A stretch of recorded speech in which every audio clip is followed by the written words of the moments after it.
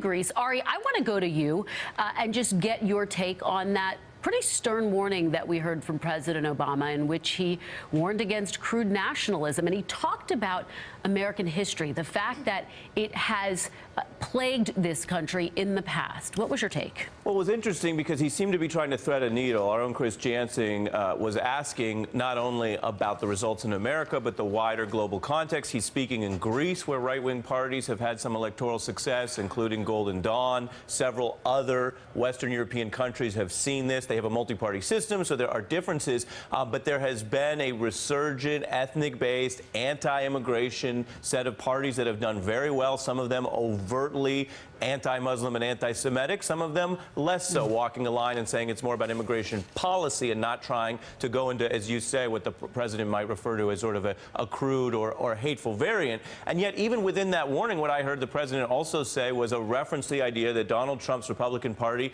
is a mainstream conservative party. This is similar to what he said the day after the election when he likened the transfer of power from Obama to Trump as a similar distance from Bush to Obama in 2008. I think the larger question that people have to grapple with is whether this is euphemized at our own peril, whether there is too much of an attempt to find silver linings where there are still gray clouds. And by that I mean that Donald Trump ran on, and he can change it and everyone's keeping an eye on it, but he explicitly ran on writing religious discrimination into the federal law and the immigration code, on saying we're going to ban people because of who they pray to.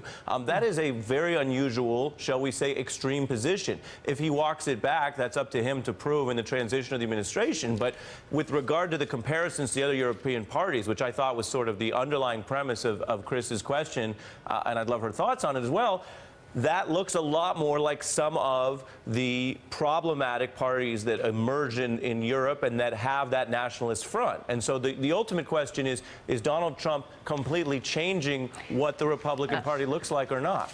Hey there, I'm Chris Hayes from MSNBC. Thanks for watching MSNBC on YouTube. If you want to keep up to date with the videos we're putting out, you can click subscribe just below me, or click over on this list to see lots of other great videos.